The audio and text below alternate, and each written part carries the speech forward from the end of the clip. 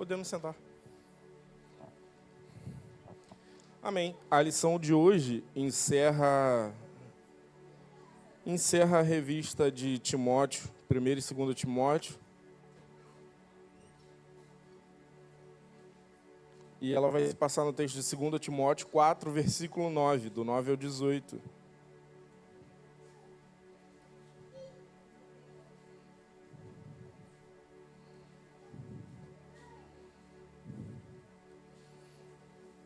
E o subtítulo do texto diz assim: Recomendações finais.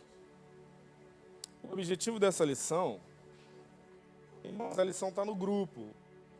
Algumas impressões deixei com o Cássio e ele distribuiu para pessoas que talvez não tenham tanto acesso assim ao grupo. Então, podemos acompanhar. O objetivo, só vou ler o objetivo antes da gente ler o texto, que é assim, o título da lição é Fiel até o fim. E o objetivo é levar os discípulos a compreenderem o ministério fiel, que o ministério fiel envolve enfrentamentos pessoais, abandono e o cuidado providencial de Deus. E que, apesar das dores, é possível perseverar até o fim, confiando na graça do Senhor. Vamos ler a carta de Paulo, em 2 Timóteo 4, 9, que diz assim, ó. Procure vir logo ao meu encontro, pois Demas, amando este mundo, abandonou-me e foi para Tessalônica. Crescente foi para Galácia e Tito para Dalmácia. Só Lucas está comigo. Traga Marcos com você, porque ele me é útil para o ministério. Enviei Tíquico a Éfeso. Quando você vier, traga a capa que deixei na casa de Carpo, em Troade, e os meus livros, especialmente os pergaminhos. Alexandre, o ferreiro, causou-me muitos males. O Senhor lhe dará a retribuição pelo que fez. Previna-se contra ele, porque se opôs fortemente às nossas palavras. Na minha primeira defesa, ninguém apareceu para me apoiar. Todos me abandonaram. Que isso não lhes seja cobrado. Mas o Senhor permaneceu ao meu lado e me deu forças para que por mim a mensagem fosse plenamente proclamada. E todos os gentios a ouvissem. Eu fui libertado da boca do leão. O Senhor me livrará de toda obra maligna e me levará a salvo para o seu reino celestial. A Ele seja a glória para todo sempre. Amém. A gente vai ler só até aqui e vamos entrar na lição. Vamos ler a introdução aqui da lição, que diz assim: as últimas palavras de um servo de Deus têm peso eterno. Ao chegar o fim da sua segunda carta a Timóteo, Paulo não apresenta um tratado doutrinário, mas sim um testemunho de alma, honesto, vulnerável, corajoso e cheio de esperança. Essas palavras contêm um testamento de fé em meio à solidão. A prisão romana, a proximidade da morte, o abandono de amigos e companheiros, tudo contribui para tornar essa passagem um retrato real do ministério cristão em sua dimensão mais crua. E por separações dolorosas, traições, solidão, mais crua e verdadeira. Ele mostra o lado real do ministério marcado por separações dolorosas, traições, solidão, mas também por amizades restauradas, assistência divina, esperança inabalável no Senhor. O apóstolo escreve, não de um púlpito ou escola, mas da prisão à beira do martírio. E nesse cenário de aparente derrota humana, resplandece o que há de mais precioso no discipulado cristão: permanecer fiel até o fim, mesmo quando tudo parece desabar. Irmãos, eu sou suspeito para falar, porque eu já disse várias vezes que eu amo as cartas de Paulo a Timóteo. E não por menos. Porque Paulo, ele trata Timóteo, mesmo que a história, a Bíblia, não relate que Paulo teve filhos, Timóteo, na visão de Paulo, era um verdadeiro filho. E ele trata como filho. Tanto que a lição vai dizer, essas palavras contêm um testamento. O que é um testamento? Um testamento é um documento que a pessoa em vida faz para que na sua morte seja respeitada a sua vontade de passar o seu bem à pessoa que ela predeterminou. Isso é um testamento. Eu em vida, vamos supor que eu tenho meu filho Pedro e eles são meus herdeiros naturais. Eu não preciso de um testamento para que, quando eu morrer, eles assumam tudo que é meu. Mas vamos supor que eu me apaixone tanto por uma certa obra de caridade e fale assim, eu tenho bastante, né? Quando eu morrer, Pamela e Pedro estão bem, quero deixar parte de tudo que eu construí para uma certa obra de caridade. Para que isso seja feito, eu posso fazer um testamento, dizendo que quando eu morrer, parte daquilo que eu construí seja doado para essa tal obra de caridade. E Paulo aqui, ele faz exatamente isso com Timóteo. Ele entrega aquilo que tem de mais precioso no seu ministério a Timóteo. A carta de Paulo a Timóteo é considerado o último relato de Paulo na história, o último escrito de Paulo a alguém. Essa carta aqui em 2 Timóteo. Você não vai achar, a história não achou, os arqueólogos não acharam nenhum relato, nenhum escrito posterior de Paulo que não fosse esse aqui a Timóteo. Ou seja, a última porção, aquilo que ele tinha de mais especial, ele está entregando para Timóteo e nós estamos comendo disso aqui hoje. Nós estamos comendo daquilo que Paulo tinha de melhor a entregar e que Timóteo se deleitou. Aí Paulo está preocupado. Preocupado com o quê? Com a morte que já está próxima? Com a degola que já é inevitável? Não, Paulo está preocupado com a continuidade do ministério e com a timidez que Timóteo já vem apresentando. Paulo está preocupado com isso.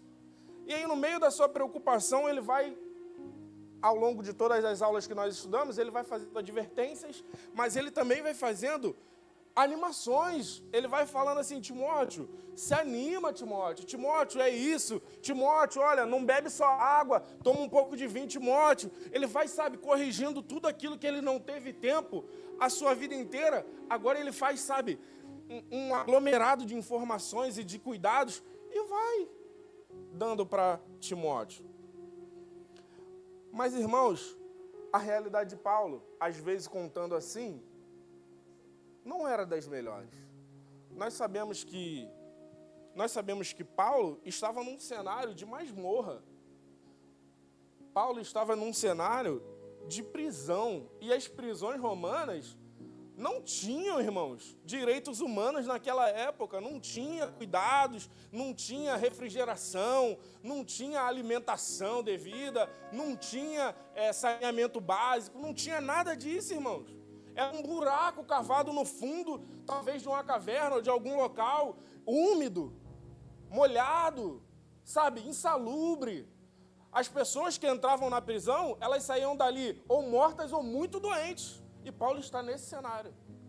Paulo está nesse cenário de tamanha dificuldade, e agora ele está esperando apenas que Nero assine a sua sentença de morte. E mediante a essa expectativa de morte, Paulo ele ainda é capaz de animar seu filho amado Timóteo. Por que eu queria trazer isso aqui antes da gente entrar nos tópicos da lição? Porque, irmãos, muitas vezes nós estamos em cenários difíceis, de aparente destruição, de aparente perda. E aí, tendência natural do ser humano, colocar o rabo entre as pernas e fugir acuado, entregar os pontos, desistir. Mas Paulo está mostrando aqui para nós a atitude de um verdadeiro cristão. Diante de um cenário muito ruim, ele ainda acha um tempo para reanimar a sua fé.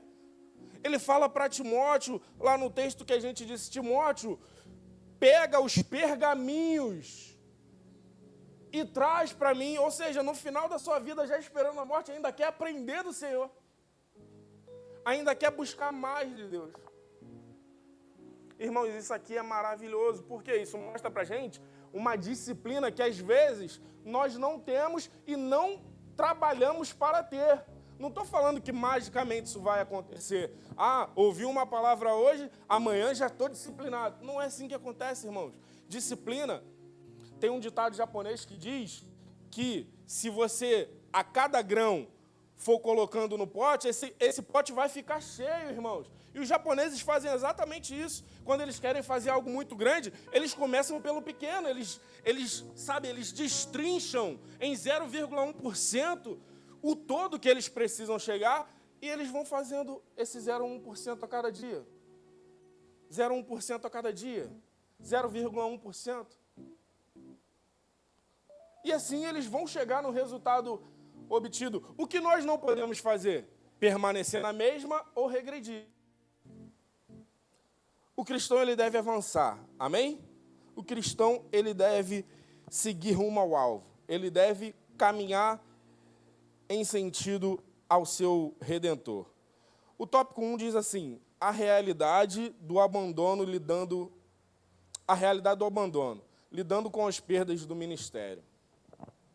O ministério cristão não é imune a perdas. Irmão, isso aqui é muito importante, já no início. Há muitas pessoas que se aproximam de Jesus ou vêm para a igreja achando que a vida vai melhorar e com isso elas só vão receber. Mas os exemplos dos apóstolos e dos homens de Deus na Bíblia é completamente o oposto. Você se lembra quando Elias foi passar o ministério para Eliseu? A primeira coisa que Eliseu teve que fazer foi matar os gados, ou seja, logo no início já teve uma perda financeira absurda. Irmãos, o ministério com Jesus não é um Alice no País das Maravilhas, não é um conto de fadas, não é essa maravilha que vem sendo pregada aí, que Jesus te ame, porque Ele te ama, vai dar tudo certo e acabou, e ponto final. Não, irmãos, não é tão preto no branco assim, às vezes tem um cinza, um tom de cinza, que se nós não estivermos preparados, a gente quer abandonar a fé. Paulo, ele vai relatar, inclusive no texto, nós vamos ver, aqui nesse mesmo texto, irmãos, os abandonos, e nós vamos ver aqui, ó. Paulo inicia a sua conclusão com um pedido pessoal e urgente. Procura vir ter comigo depressa. Esse pedido carrega um senso de urgência emocional. Não é apenas um convite, é um clamor. Ele sente o impacto da solidão. O velho apóstolo, que já enfrentou naufrágios, multidões hostis, agora lida com a dor do abandono. Sua espiritualidade não anula a sua humanidade. Isso aqui eu quero parar e fazer um comentário. Irmãos, há pessoas, há cristãos, achando que vão se tornar super-heróis de hoje para amanhã. E isso não existe. Eu sei que nós temos o hábito, o costume, de chamar os homens de Deus citados na Bíblia de heróis da fé. Mas isso não quer dizer que eles não enfrentaram dificuldades que nós passamos hoje. Então, se nós vivermos a nossa vida achando, eu sou um herói da fé também, e eu não vou passar essas dificuldades, é mentira, porque o texto bíblico vai dizer que Elias, sendo suscetível aos mesmos sentimentos que nós, fez fogo cair do céu.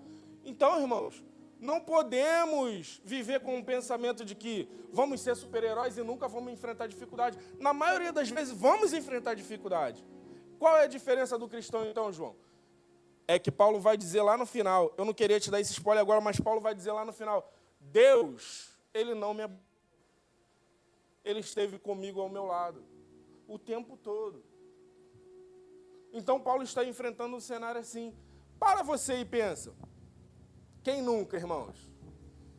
Quem nunca passou por um momento desse, de abandono? Alguém quer compartilhar conosco alguma situação dessa? Que talvez, irmãos, entristeceu o teu coração, te desanimou na fé. Caramba, eu contava tanto com fulano, eu esperava tanto de fulano, e ao ver certas atitudes, me desanimei. Paulo vai falar que ele ficou triste. Ele fala assim, olha, Demas, tendo amado mais o mundo, foi embora. E Paulo está triste. Por quê? Porque o abandono é real, irmãos.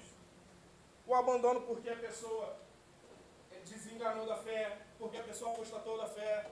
Por N motivos, a pessoa pode te abandonar. E isso acontece. Agora, o que nós vamos fazer com o abandono? Nós precisamos estar preparados. A lição de hoje, ela traz esse senso de alerta para nós.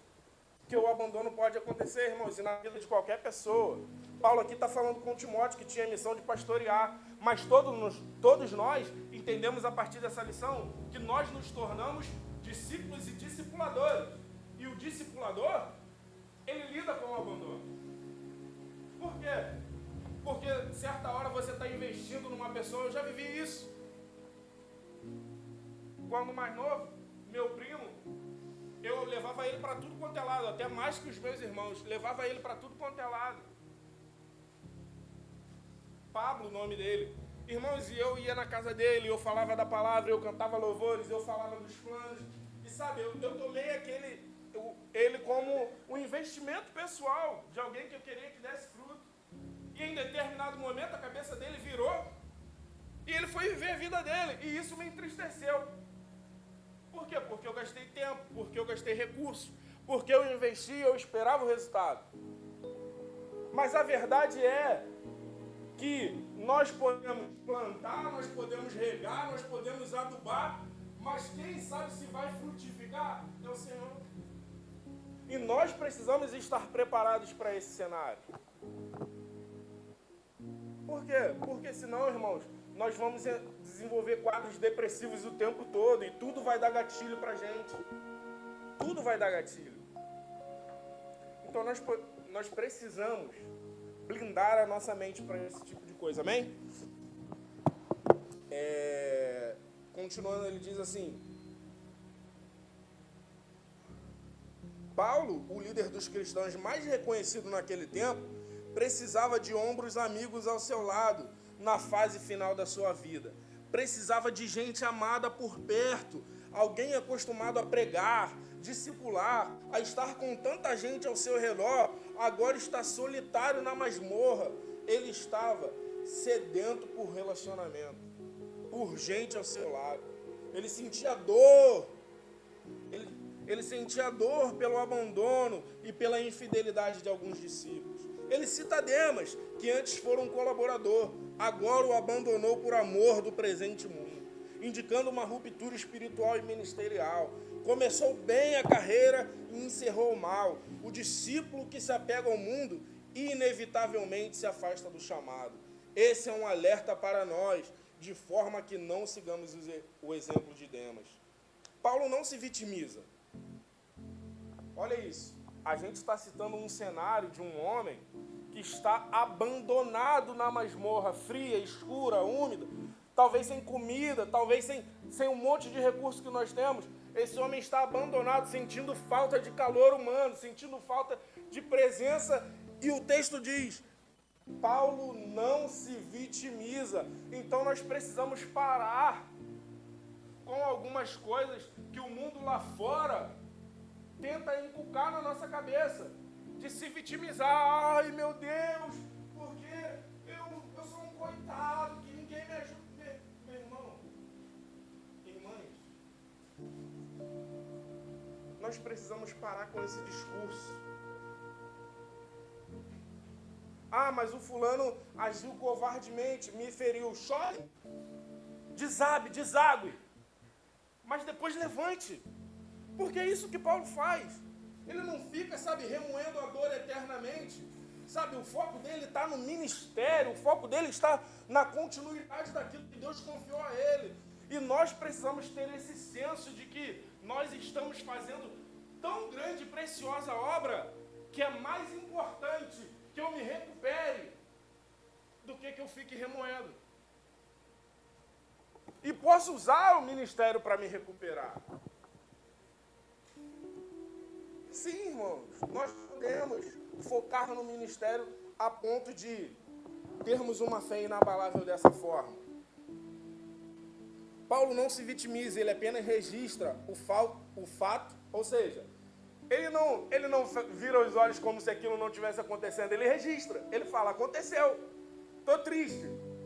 Mas ao invés de ficar lá se abatendo, Elias fez isso. Por que nós falamos aqui? Irmãos, a Bíblia não há livro de religião alguma como a Bíblia. Por quê? Porque a Bíblia, ela mostra coisas fantásticas, inacreditáveis, de milagres, de poder de Deus, mas ela mostra os profetas, os homens de Deus, no seu estado puro, sem ocultar ou omitir uma vírgula. Ela fala dos vacilos, ela ela fala das fraquezas, ela fala dos momentos de debilidades, ela fala tudo isso. Seria muito fácil o autor cristão escrever, não, calma aí, Elias deu mole, foi se trancar na caverna, vou tirar essa parte. Mas não, o Espírito Santo fez questão de registrar isso lá. Fez questão que nós víssemos. Para quê? Para que nós tivéssemos dimensão que isso pode acontecer conosco, se nós não nos cuidarmos. Precisamos ter isso na nossa mente. Precisamos ter em mente que o sentimento de tristeza, de perda, de abandono, ele é real e pode tomar conta do nosso coração. Mas nós precisamos nos precaver a ele. Como? Paulo, ele dá vários exemplos, inclusive nessa lição, que nós vamos ver mais à frente.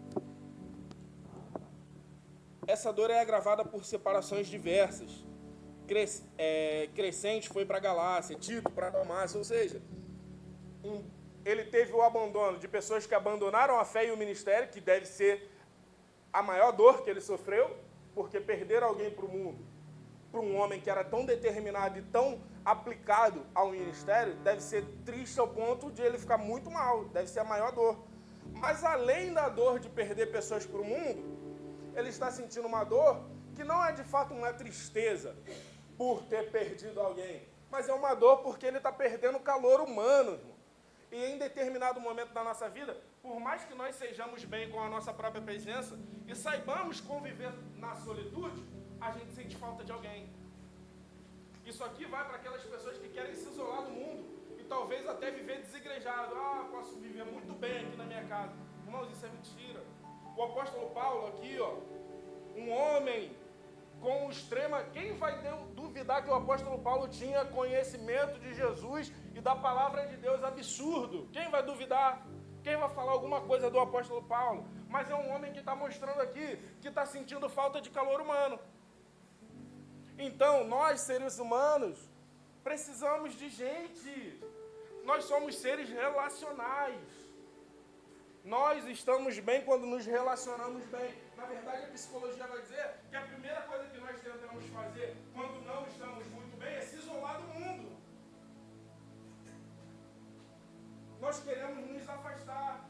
Porque é melhor. Na verdade, não é melhor. Pode parecer melhor, mas vai te levar para um buraco ainda maior. Então, nós precisamos entender essa parte também. Nós precisamos entender que Paulo não foi super-herói, nós não vamos ser super-heróis, mas podemos nos precaver aos problemas que Paulo enfrentou e venceu, e nós podemos vencer também. Está disponível para nós. Irmãos, independente do problema que nós estejamos vivendo, passando, Deus não nos abandona. Embora algumas dessas ausências tenham sido por razões ministeriais, para Paulo naquele momento, todas representavam ausência física e afetiva. Contudo, há também consolo. Somente Lucas está comigo, em meio à multidão que partiu. A lealdade de um amigo destaca. Ou seja, ele está relatando que o pessoal abandonou, mas ele está elogiando que tem alguém com ele. Porque no momento de sentimento de ausência, de sentimento de solidão, ele está falando, estou me sentindo tão sozinho, porque um foi para um lado, outro foi para o outro, outro foi para o outro, mas tem alguém comigo. Imagina que bom, que maravilhoso, no momento de dor que você tem, você não precisa ter 10 amigos, mas você tem um fiel que está ali com você. E nós precisamos ser esse tipo de pessoa, irmão. Nós precisamos ser relacionais a esse ponto, de estarmos prontos para socorrer, porque essa é a nossa missão primária, mas de pedir socorro quando tiver a necessidade. Paulo está falando para Timóteo, vem ter depressa, o grande apóstolo Paulo, vem ter depressa, porque estou sozinho. Um homem pedindo socorro, um homem pedindo ajuda. E aí nós, às vezes, queremos ser arrogantes ao ponto de, não preciso de ajuda. Irmãos, precisamos ser humildes. Ninguém é tão alto que nunca precise ser ajudado por ninguém. Ninguém é tão autossuficiente assim. Contudo, há também consolo. Somente Lucas está comigo. Em meio à multidão que partiu, a lealdade de um amigo se destaca. Esse texto nos ensina que perdas fazem parte do caminho, mas Deus também restaura, envia novos apoios e ensina a perdoar. O servo maduro sabe lidar com as ausências, valoriza ainda mais as presenças fiéis. Nesse ponto eu queria fazer um destaque. Se puder, Cássio, tem como abrir a Bíblia aí? Abre para mim, Atos 15, do 36 ao 39. Ele diz assim, esse texto nos ensina que perdas fazem parte do caminho, mas Deus também restaura. Por que ele fala restaura? Irmãos, você não vai ver no texto, em nenhum momento, no texto aqui de 2 Timóteo, no capítulo 4, do versículo 9 em diante, você não vai ver em nenhum momento Paulo falando em restauração. Paulo não fala, não existe a palavra restauração, não existe situação que indique restauração, mas a lição está falando em restauração. E aí eu queria destacar algo que, se você não olhar com a lente cultural daquele tempo, você não vai entender. Diz assim, e alguns dias depois, disse Paulo a Barnabé, tornemos a visitar nossos irmãos por todas as cidades. Só para contextualizar vocês, Paulo e Barnabé, eles fizeram a primeira viagem missionária, eles retornaram da primeira viagem missionária e agora eles estão prestes a partir para a segunda viagem missionária. E aí, o desejo de Paulo é o seguinte, tornemos a visitar nossos irmãos por todas as cidades em que já anunciamos a palavra do Senhor, para ver como estão. E Barnabé aconselhava que tomassem consigo a João Marcos. Só para saber, esse João é João Marcos. Ali o texto até diz, né? Volta lá, por favor. João chamado Marcos. Acompanha. Mas Paulo parecia razoável que não tomassem consigo aquele que desde a Panfilha se tinha apartado deles. Ou seja, abandonou eles. Eles estavam na primeira viagem missionária. E aí esse João Marcos que estava com eles, abandonou, foi embora. Eles estavam no meio do ministério e João Marcos fala, valeu, falou, tô partindo, isso aí não é para mim não, chicotada no lombo, as coisas acontecendo, eles apanhando, sendo presos, sendo martirizados, aí João Marcos, ó, vou embora. Pode acontecer conosco. Às vezes tu tá no ministério, caminhando juntinho, o fulano fala assim, ó, dificuldade? Tô fora. Partiu. Aí ele segue. Aquele que desde a Panfilha se tinha apartado deles e não acompanhou naquela obra. Tal contenda houve entre eles que se apartaram um do outro. Barnabé, levando consigo Marcos, navegou para Chipre. Paulo, tendo escolhido Silas, partiu encomendado pelos irmãos da graça de Deus. Irmãos, olha o que o texto diz. Volta no versículo anterior. Tal contenda. Paulo e Barnabé se desentenderam de tamanha forma que eles se dividiram, eles não conseguiram mais andar juntos no ministério. Paulo foi para um lado, Barnabé foi para o outro. Por causa de quem? João Marcos. Porque Marcos tinha abandonado, Paulo ficou nervoso, Paulo ficou irritado. Eu entendo Paulo, mas eu também entendo Barnabé, porque alguns historiadores vão dizer que João Marcos era parente de Barnabé. E aí Barnabé queria levar consigo seu parente. Mas Paulo, chateado com alguém que já tinha abandonado uma vez, temendo que abandonasse a segunda, ele não quer levar. A confusão foi tão grande entre esses dois grandes homens de Deus, que eles não puderam mais estar juntos e se separaram. Esse é o contexto. Aí aqui na lição ele fala assim, mas Deus restaura. Por quê? Vamos ver no texto? 2 Timóteo 4, 11. 2 Timóteo 4, 11. Só Lucas está comigo. Em meio àquele sentimento de abandono, Paulo vai falar que só Lucas está com ele. Toma Marcos. Que Marcos é esse? Aquele João Marcos. Aquele João Marcos que nós vimos que Paulo, tão chateado que estava, abandonou a Barnabé e eles se dividiram. Agora Paulo está falando o quê? Paulo está dizendo o seguinte, pega esse aí e traz ele para mim. Por quê? porque me é útil para o ministério. A insistência em Barnabé de investir na vida de João Marcos tornou ele útil, a ponto de que Paulo agora já não está mais chateado, mas está pedindo, traz para mim, porque ele é útil. Irmãos, imagina isso, esse nível de maturidade. Imagina esse nível de relacionamento com Deus a ponto de nos chatearmos no passado.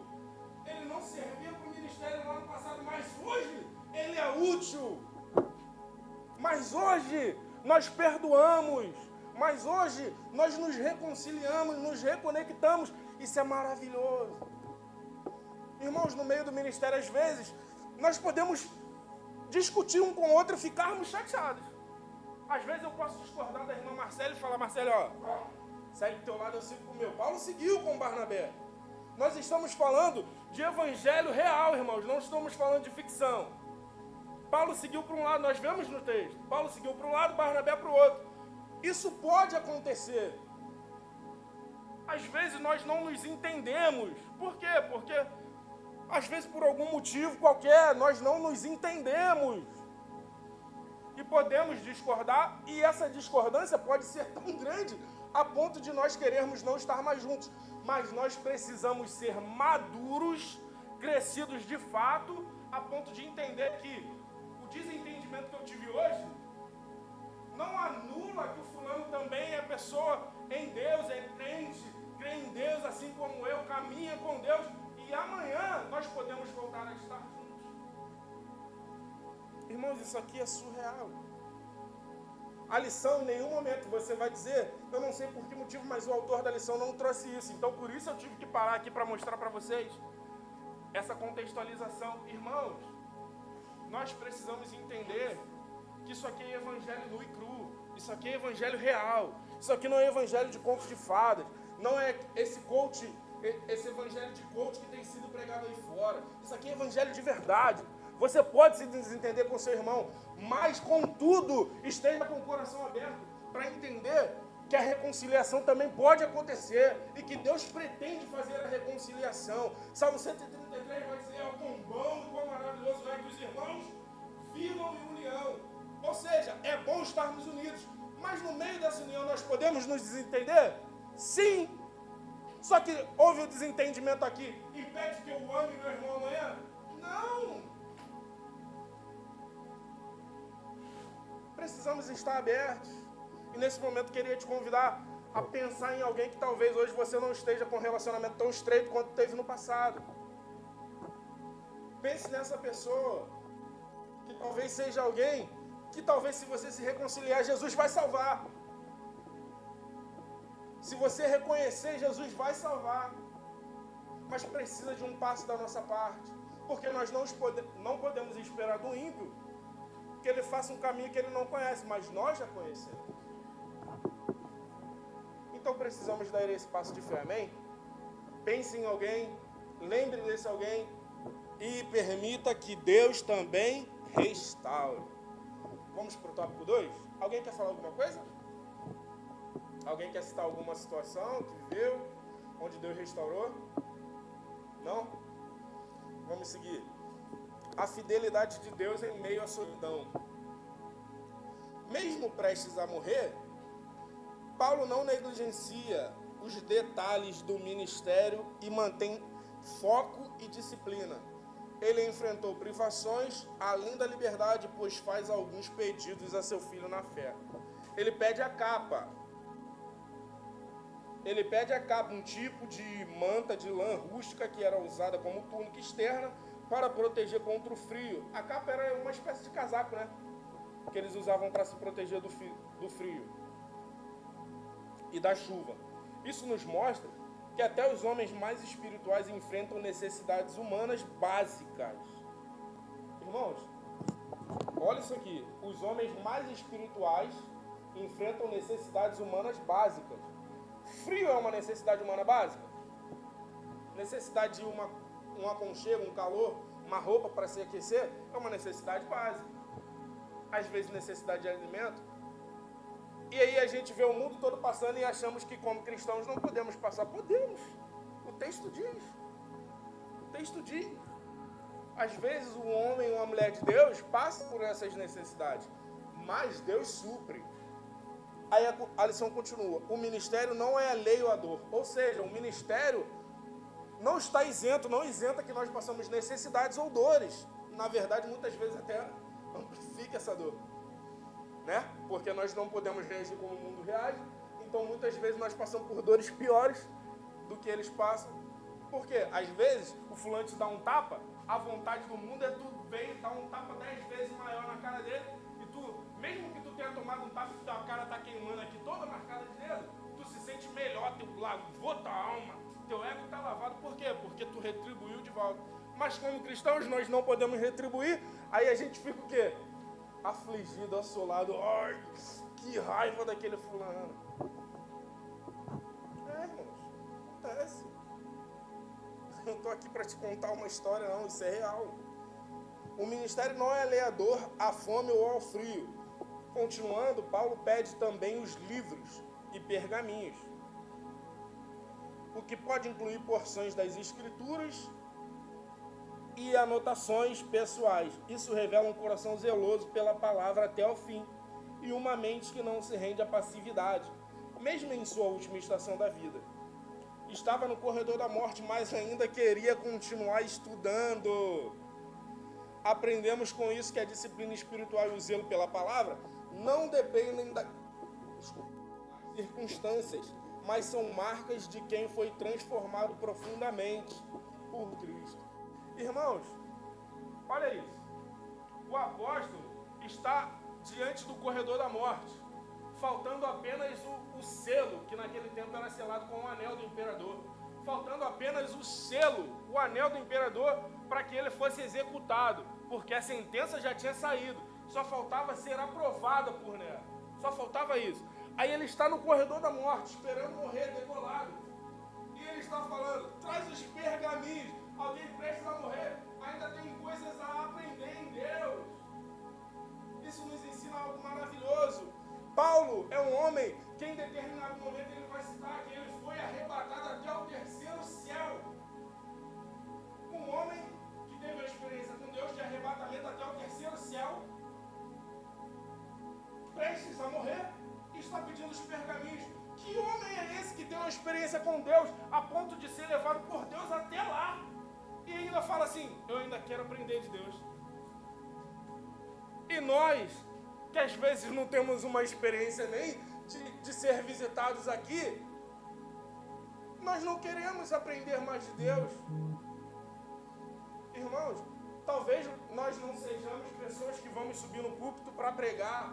Talvez nós não queremos ser professores da EBD. Talvez nós não queremos ser pessoas que estão em público ministrando a palavra do Senhor. Mas nós precisamos conhecer e seguir e prosseguir conhecendo o nosso Senhor. Isso aqui é para todos. O conhecimento de Deus é para todos os cristãos. Mas a Bíblia em Salmos vai dizer que o conhecimento do Senhor é para aqueles que o temem. Então nós precisamos. Obrigado, irmão. Precisava mesmo.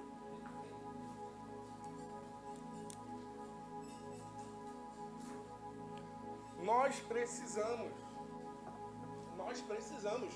da leitura, uma das disciplinas espirituais mais relevantes e que os cristãos eu quero dizer, alguns cristãos, talvez até a maioria, abandonam, é a leitura da palavra, irmãos. Se nós não temos contato com a palavra, então nós perdemos aquilo que tem de melhor. No início, em oração, eu estava dizendo sobre as duas irmãs, Marta e Maria, onde uma estava sobrecarregada com os afazeres domésticos. E ela estava errada? Não, ela queria servir Jesus. Ela não estava errada. Ela queria fazer as coisas com excelência para servir Jesus. Mas a outra, que não estava sobrecarregada com os afazeres domésticos, estava aplicada ali aos pés de Jesus, em ouvir o que Jesus tinha para falar. Jesus fala o que é a respeito dela. Ela escolheu a boa parte, a qual não lhe será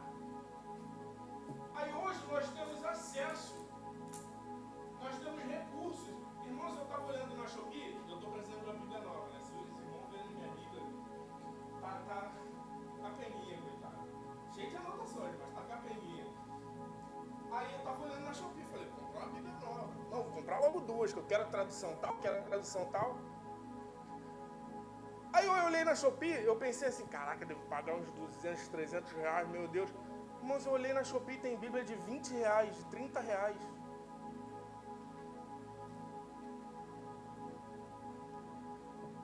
Hoje, a facilidade de acesso faz com que, por ser muito fácil, a gente não valoriza. Não valoriza. Antigamente, os cristãos, eles andavam com a Bíblia desse tamanho, parecendo até a Bíblia de Maomé, irmãos, desse tamanho. Debaixo do braço assim, e eles valorizavam aquilo, eram zoados, eram avechados, faziam todo tipo de zombarias com eles, e eles valorizavam aquilo. E hoje nós temos acesso. Mesmo que não tenhamos a Bíblia física, nós temos aplicativos gratuitos que nós baixamos e dão várias versões pra gente.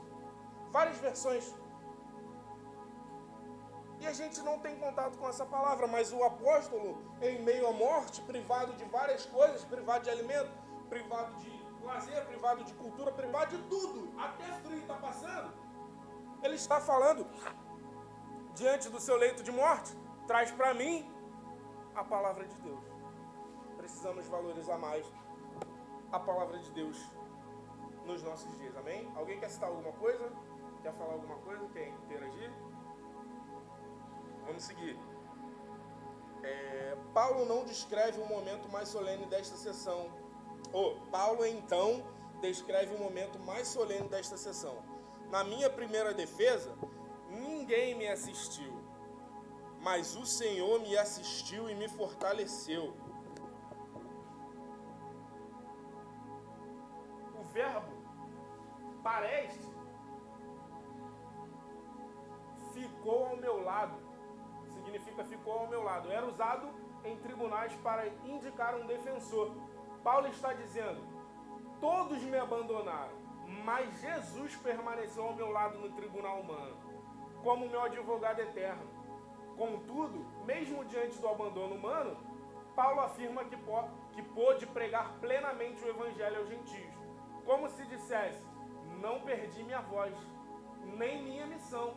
O ministério não depende de multidões, mas de obediência. Irmãos, isso aqui é super importante, porque Paulo, ele está dizendo, ele está sofrendo com o abandono, e ele está dizendo, na minha primeira defesa, ninguém.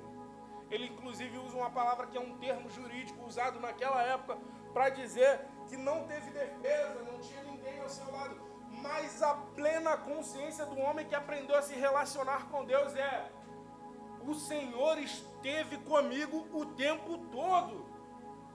Sabe por que nós entramos numa caverna e temos sentimento de solidão? Porque nós não aprendemos na solidão a se relacionar com Deus. E aí nós nos sentimos sozinhos. Sabe quando o profeta estava lá, sendo perseguido por uma multidão, o seu servo sai na janela e olha que tem um exército inimigo lá, cercando a cidade. Ele fala assim para Eliseu, meu Deus, tem um exército inimigo aí, vamos fugir. Eliseu, com a maior tranquilidade do homem que se relaciona com Deus, ele vira e fala assim, mais são os que estão conosco do que os que estão conosco.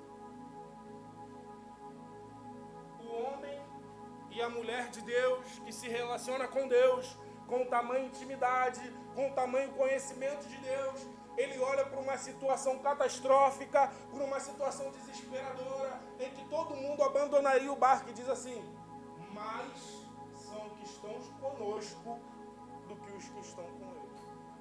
Maior é o que está em nós do que o que está conosco. Imagina esse nível de relacionamento. Será que é só para alguns eleitos, só para alguns escolhidos? Irmãos, a Bíblia em nenhum momento vai apontar para filhos favoritos de Deus. Queria até citar algo fora da lição para você. A Bíblia em nenhum momento vai apontar Deus favoritando ninguém, nenhum servo. Deus não favoritou nenhum servo. Mas a Bíblia aponta um servo que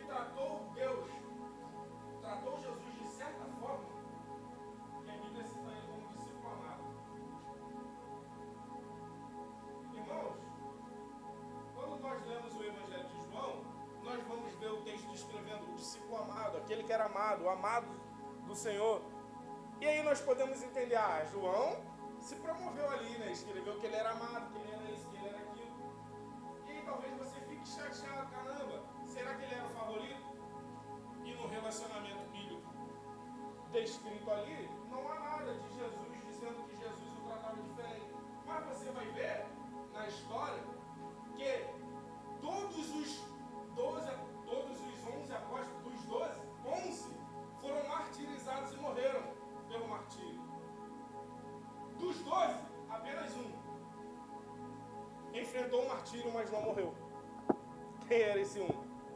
João. Aí tu fala assim, será que Jesus realmente amava ele mais que os outros? Tu pensa assim, na minha cabeça ficou essa dúvida, será que ele realmente era mais amado que os outros? Porque a Bíblia vai dizer que, pela fé, alguns apagaram o poder do fogo. E no tempo deles, o martírio era um galão de óleo fervendo, era touro chifrando, era realmente um negócio, Roma gostava de espetáculo. Aí está dizendo que um homem que enfrentou tudo isso ao vivo. Aí tu pensa, será que Deus realmente amava mais ele que todo mundo? Só que quando você vai ler o texto, você vai ver que não era Jesus que dava um tratamento especial para João. Era João que valorizava especialmente Jesus. Por quê? Porque enquanto todos os discípulos estão ao redor de Jesus, está como? Reclinando a cabeça no peito dele. Então o tratamento diferenciado é para aqueles que tratam Jesus de forma diferente. Mas isso aqui não é favoritismo. Isso aqui é o nosso nível de importância. Se nós damos relevância a Jesus a ponto de reclinarmos a cabeça no peito dele, estarmos com ele, então o tratamento vai ser diferente, não porque um ama mais que o outro, mas porque nós o tratamos diferente de muitos. É assim que funciona. Agora, se Deus quiser me tornar favorito, aí eu aceito. Mas a verdade é que não tem filhos favoritos, irmãos. Existem tratamentos de pessoas que valorizam mais a presença de Jesus. Quanto mais você valorizar a Jesus, mais especial vai ser o tratamento dele com você, irmãos. É assim que funciona.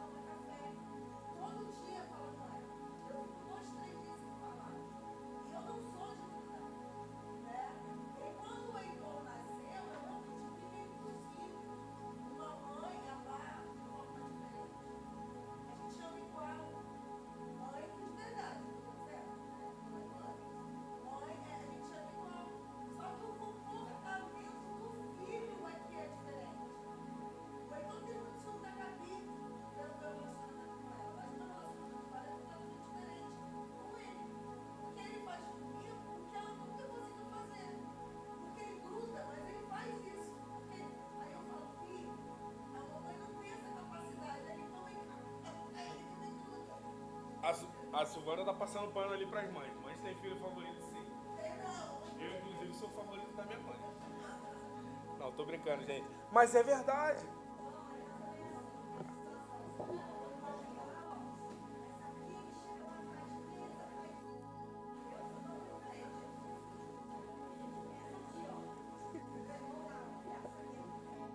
Tá vendo? Aí, ó. Se os filhos forem se posicionar agora, hein? Coitada das mães. Mas é verdade, irmãos, lá em casa também, nós somos 4 irmãos. E os 3 tinham ciúme de mim. Aí minha mãe falava pra eles, cara, eu não amo ele mais que vocês. Mas ele me abraça, me beija. Vocês querem que eu negue isso? E aí eles ficavam com ciúme. Tá entendendo?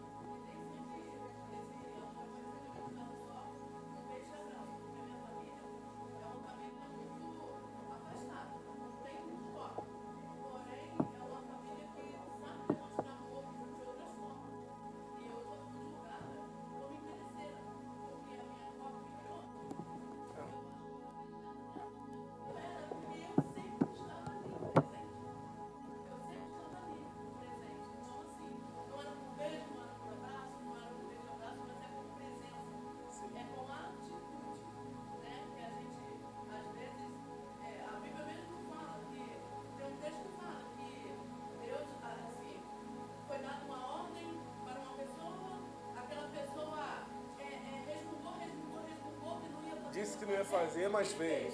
O filho bonzinho fala que vai fazer, mas não faz. Qual é o melhor? Que resmungou e fez, ou o bonzinho que não faz nada? Então, eu sou em todos os lugares, né? Mas eu faço. Então, todo mundo reclama, mas na última hora para quem todo mundo liga. Para falar dele aqui embaixo. Então, eu era predileta também por isso. Porque eu estava perto. Olha lá, a mãe já tá tendo que se resolver com os filhos ali, ó. Tá vendo? Olha o que a gente faz. Mas o princípio é esse, irmãos. Aquele que dá um tratamento especial e diferente.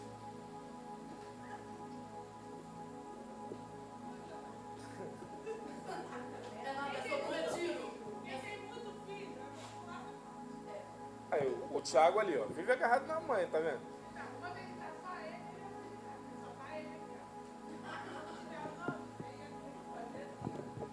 Tá vendo? Mas mães amam igual. Mas o tratamento diferenciado é para quem? Para quem demonstra tratamento diferente.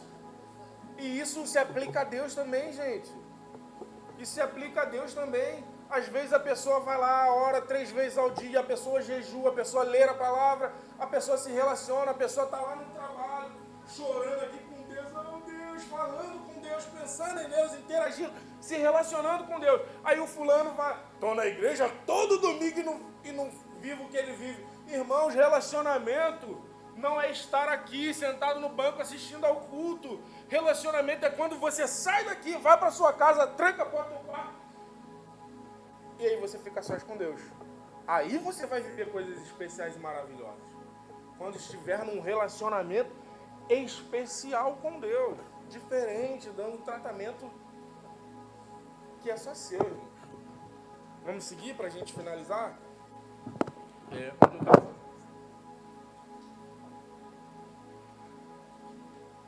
O ministério não depende de multidões, mas de obediência. Deus o livrou da boca do leão, expressão simbólica que pode aludir ao julgamento romano ou ao poder do mal. O mesmo Senhor que esteve com ele no início permaneceu com ele até o fim. 3. A esperança final. O Senhor me levará a salvo. Este é o grande encerramento de Paulo. Este versículo é a pedra angular da esperança escatológica de Paulo. O apóstolo já sabia que não escaparia da morte, mas isso não abatia sua fé. Ao contrário, sua convicção estava mais firme do que nunca. A frase me livrará de toda obra maligna não se refere à libertação da morte física, mas da destruição espiritual. Ele está certo que nenhuma força do inferno pode destruir a sua fé ou roubar a sua herança eterna. Irmãos, isso aqui nós precisamos falar uma coisa. O foco de Paulo está na recompensa final. Paulo sabe que da morte ele não vai escapar, mas ele está falando, o Senhor me livrará de todo mal. Ele sabe que vai morrer, mas ele está falando que o Senhor me livrará de todo mal. Que mal é esse? O mal do inferno. A morte espiritual, essa Paulo não vai experimentar. Aí, ou seja, os olhos dele estão na recompensa final. Nós precisamos olhar para onde?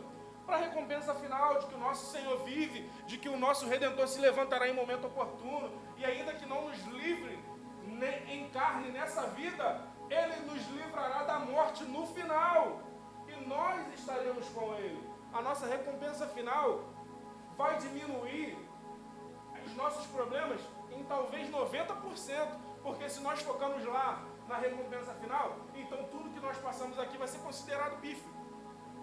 Tem um texto de Paulo, não lembro onde está agora, mas Paulo vai dizer assim: porque a presente e momentânea tribulação não há de se comparar com o eterno peso de glória que há de ser revelado. Por que Paulo está falando isso? Porque Paulo tem em mente a balança romana. Como é que era a balança romana naquele tempo? Era aquela balança com peso e contrapeso, que tinha uma estaca no meio e dois pratos, uma ponta no outro. Aí ele está falando, ele está colocando o peso da tribulação de um lado e está colocando o peso de glória do outro. Aí quando ele coloca a tribulação de um lado e o peso de glória do outro, a balança faz isso aqui e ele fala, porque a presente e momentânea tribulação não há de se comparar com o eterno peso de glória. Ou seja, se nós olharmos para a recompensa final, para o peso de glória que há de nos ser revelado, então nós vamos enfrentar as dificuldades e não vamos desanimar. Pelo contrário, vamos fortalecer aqueles que estão para passar ou ainda vão enfrentar no futuro as mesmas situações. Essa é a verdade do ministério. Vamos seguindo? O reino celestial, em contraste com o império romano, que o condenava, é eterno, justo e inviolável. Paulo estava prestes a ser executado por César, mas seria coroado por Cristo. Ele sabe que a morte se aproxima, mas não teme. Sua alma está segura nas mãos do Senhor. Paulo vê além da prisão. Ele contempla o reino celestial, onde o justo juiz aguardava com a coroa da justiça. Ele encerra com uma doxologia espontânea. Doxologia, só para destrinchar, né? O autor botou essa palavra difícil aí, mas é uma palavra de adoração. É uma adoração, nada mais disso. É adorar a Deus. Ele encerra com uma doxologia espontânea. A Ele seja glória para todos sempre. Amém. Mesmo no vale mais escuro, próximo da morte, o louvor flui dos lábios de quem não conhece, ou melhor, de quem conhece a fidelidade de Deus e não perdeu a fé nem a esperança. É a expressão da alma que confia, que persevera e que vê além do tempo, vê a eternidade. Paulo não aparenta medo da morte, mas demonstra uma segurança, uma alegria, muito próprio para quem já havia declarado que considerava morrer lucro. Ou seja, Paulo está nem aí que vai morrer, para ele morrer é lucro. A importância dele aqui na terra é executar a obra do Senhor, enquanto ele estivesse vivo. Tanto que no seu tribunal, sendo julgado, sendo acusado, podendo dar várias desculpas para poder fugir dali, ele diz que ele fez o quê? Ele pregou a palavra. Em meio ao tribunal da morte, podendo se justificar, usar palavras em sua defesa, ele está fazendo o quê? Pregando a palavra de Deus. Então, para ele, viver nessa terra, significa o quê? Pregar a palavra.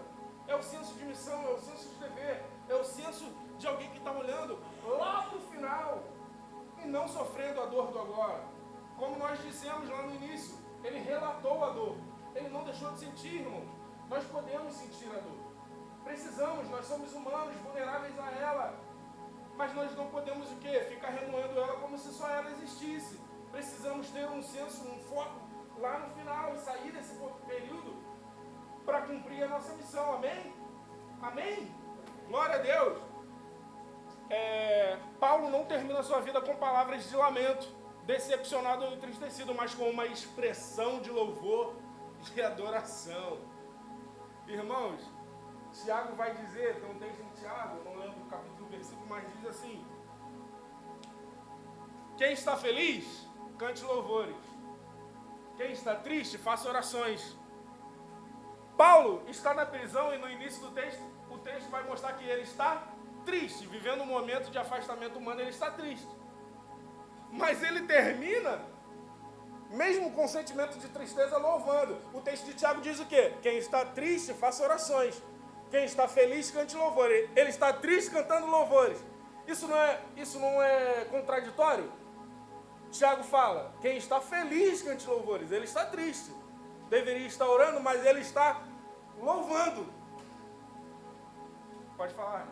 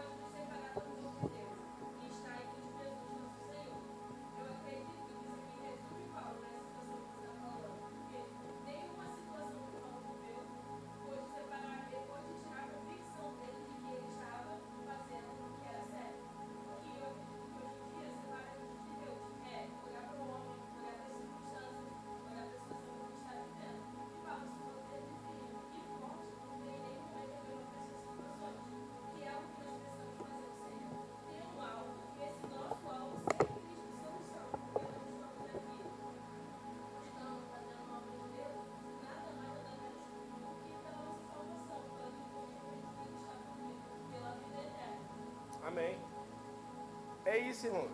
É isso. O olhar de Paulo não estava nas circunstâncias, assim como nós, muitas vezes, hoje, olhamos. O que a Raquel falou é isso. Se nós pararmos de olhar para os homens ou para as mulheres, é inevitável, tá? É inevitável. Olhar para alguém e procurar o exemplo em alguém. O ser humano faz isso. Isso é normal, isso é comum, todos fazem. Nós procuramos alguém que nós queremos ser e olhamos para o exemplo dessa pessoa, esperando que ela nos ensine, nos dê um norte o que fazer. Mas qual é o problema? Nós pegarmos esse referencial e acharmos que esse referencial é tudo e que se ele falhar, nós não temos mais o que fazer. Podemos nos espelhar em alguém? Podemos olhar para alguém e querer ser igual a essa pessoa? Sim. Agora, podemos depositar toda a nossa confiança nessa pessoa a ponto de que se ela falha eu também não consigo mais prosseguir? Não, irmão.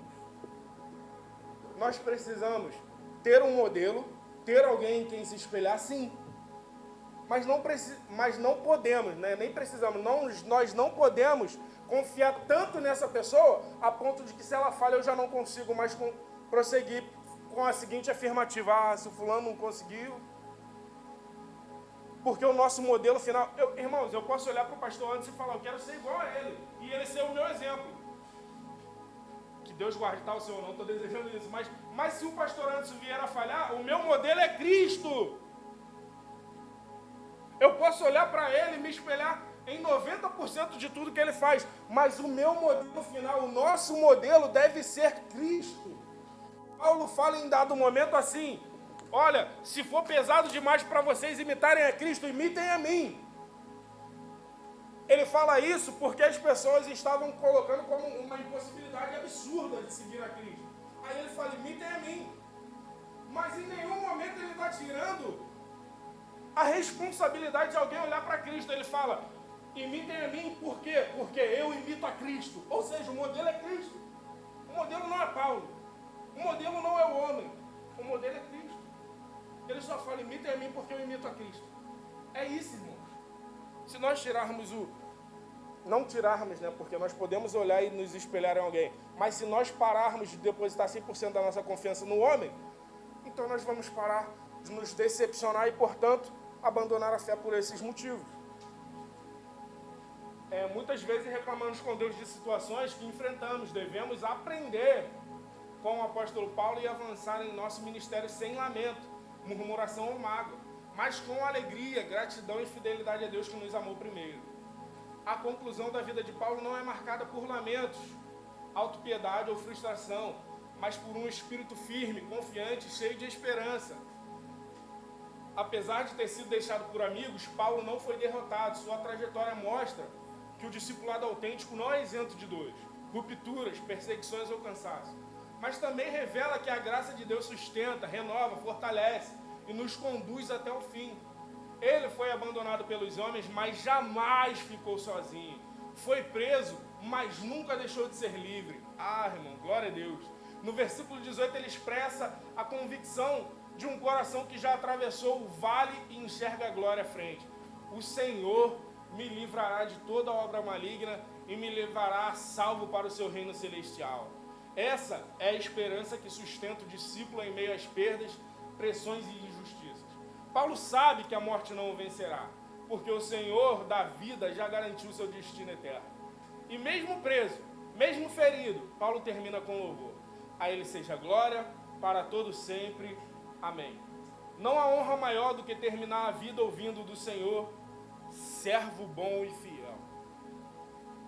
Persevere, guarde a fé, combata o bom combate. O reino o espera.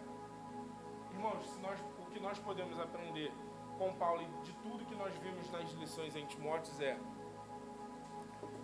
precisamos ter esse senso da recompensa final, preservando a nossa integridade, observando a palavra do Senhor, vivendo como se o apego ao Senhor e o ministério dele fosse a coisa mais importante que nós temos.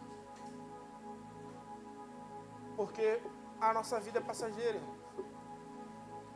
Eu lembro quando ontem eu era um cordeirinho de Jesus, crescendo na EBD, e hoje eu sou um dos professores. E isso não faz tempo.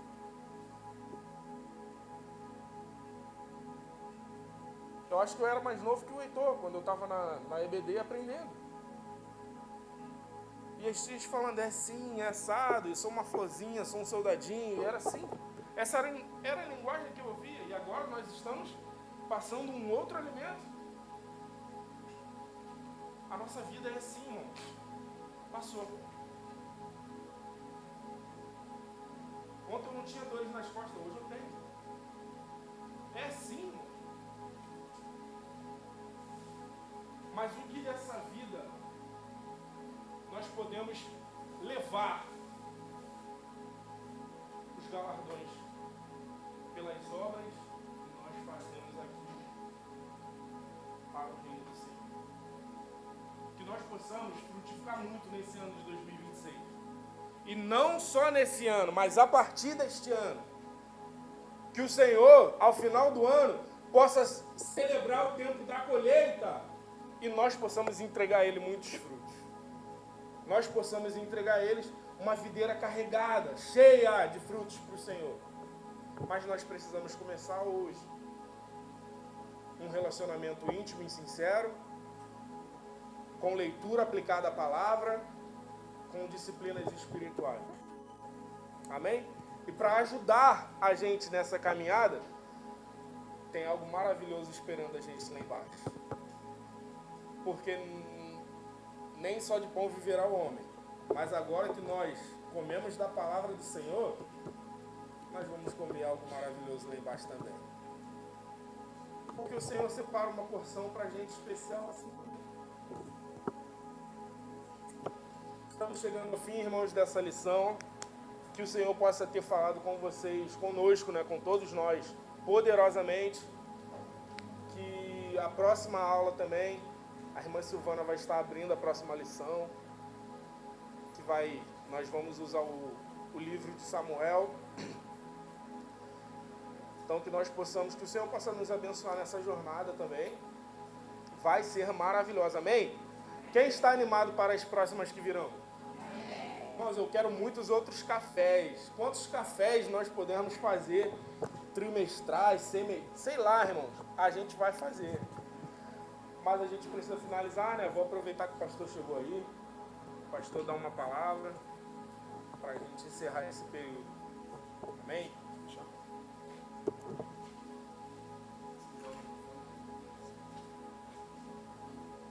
Graça e paz. Amém, queridos?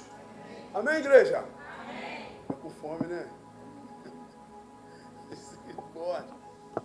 Mas Deus está no controle e tem sido muito proveitoso. Nossa escola dominical, nosso professor, né? Aí. A nossa informação é que nós vamos começar a aula de batismo, né? Na próxima semana. Nós já vamos começar com algumas pessoas. Então nós queremos perguntar quem aqui não é batizado e tem um desejo no coração de ser, né, que esteja nos procurando para que possamos estar dando sequência nisso aí. Amém? E diante disso, vamos orar? Eu peço aos irmãos que se coloquem de pé, em nome de Jesus, vamos falar com